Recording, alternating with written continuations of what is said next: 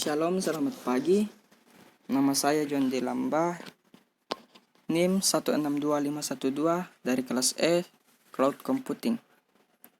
Di sini saya akan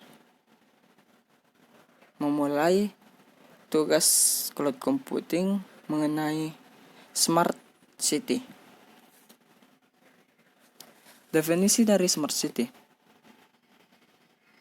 Smart City merupakan kota dengan investasi modal manusia dan sosial, dengan transportasi tradisional dan infrastruktur komunikasi modern serta pembangunan ekonomi yang berkelanjutan dan kualitas hidup yang tinggi. Dengan manajemen SDA yang bijaksana melalui tata pemerintah yang partisipatif. Grainger 2010 dalam Jonghun 2014. Kota yang mampu menggunakan SDM, modal sosial, dan infrastruktur telekomunikasi modern untuk mewujudkan perubahan ekonomi berkelanjutan dan kualitas kehidupan yang tinggi dengan manajemen sumber daya yang bijaksana melalui pemerintahan berbasis partisipasi masyarakat. Dan definisi yang ketiga yaitu pada umumnya kota cerdas atau smart city didasarkan pada 3 hal. Pertama itu faktor manusia. Kota dengan manusia yang kreatif dalam pekerjaan, jejaring pengetahuan, lingkungan yang bebas dari kriminal. Kedua yaitu faktor teknologi. Kota yang berbasis teknologi, komunikasi, dan informasi.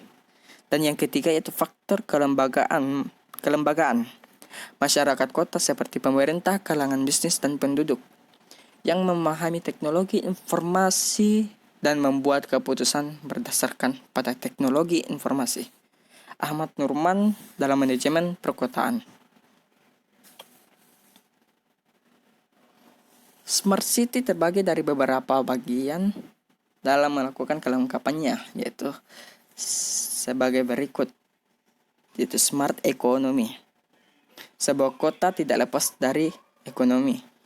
Ekonomi merupakan hal yang menggerakkan kota itu sendiri. Maka seiring dengan persaingan di bidang ekonomi yang ketat, maka sebuah kota perlu melakukan inovasi dan inisiatif dalam bidang ekonomi.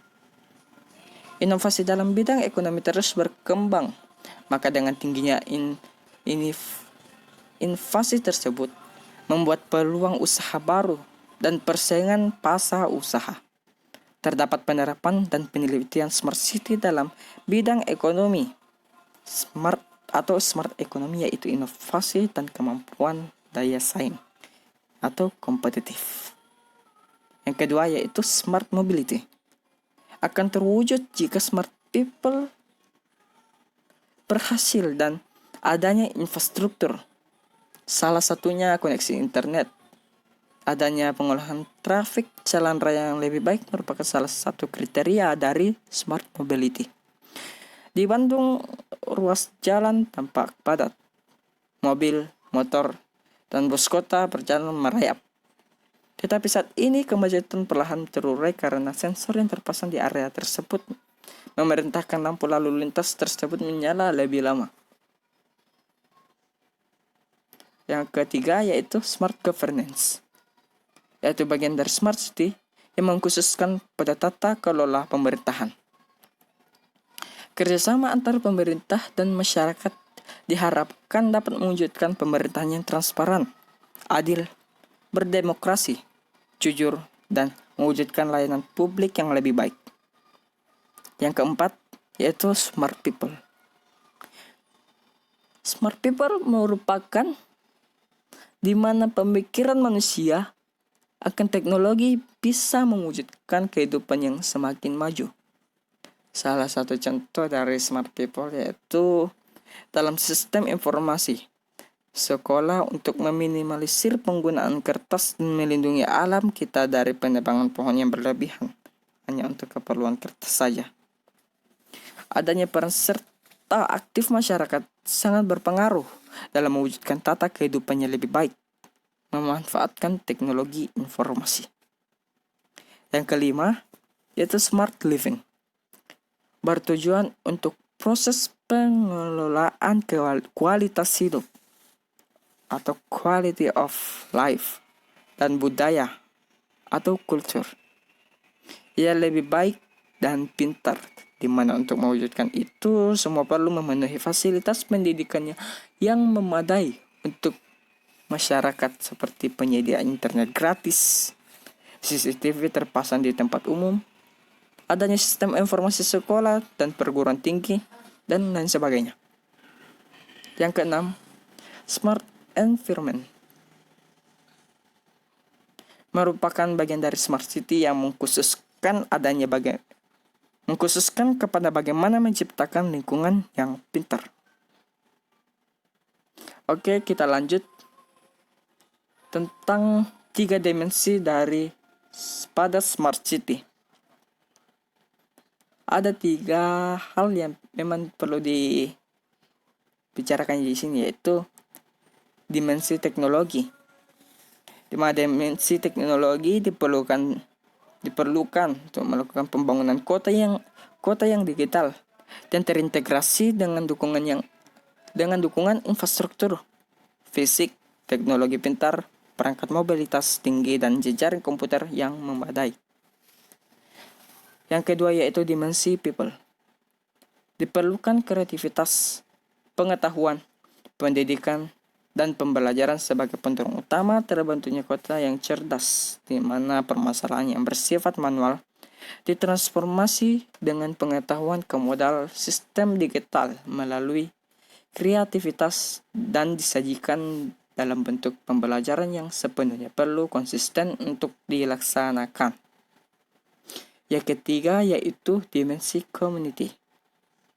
Diperlukan dukungan dari pemerintah dan kebijakan untuk pemerintahan sebagai dasar dari desain dan implementasi kota yang cerdas. Kebijakan tidak hanya mendukung tetapi juga berperan, di mana terbentuk hubungan antara lembaga pemerintah dan pihak non-pemerintah dan sektor lainnya dalam pembangunan lingkungan administratif yang terintegrasi. Penerapan smart city juga di Indonesia. Adanya pembangunan wilayah dan kota di Indonesia tak lepas dari adanya sebuah inovasi yang dilakukan oleh pemerintah pusat maupun daerah. Salah satu inovasi yang dilakukan oleh pemerintah Indonesia sendiri dalam pembangunan kota dan wilayah yaitu dengan mengadopsi smart city. Smart city itu sendiri merupakan pembangunan kota berbasis teknologi informasi dan komunikasi, di mana di dalam penerapannya menggunakan Internet of Things dalam pembangunan kota. Di Indonesia sendiri, inovasi smart city sendiri sudah dilakukan di berbagai kota besar, mulai dari Jakarta, Bandung, Semarang, Surabaya, dan lain sebagainya. Di mana kota-kota yang sudah mulai mengimplementasikan adanya inovasi smart city ini sudah mengintegrasikan teknologi informasi dan komunikasi dalam tata kelolanya. Salah satu kota yaitu Surabaya, di mana kota ini sudah mengimplementasikan inovasi smart city, misalnya menerapkan sistem tiang online. Oke, mungkin sampai di sini saja yang dapat saya sampaikan. Bila ada kesalahan mohon dimaafkan. Lebih dan kurangnya mohon dimaafkan juga. Terima kasih. Dan saya akhiri dengan ucapan shalom.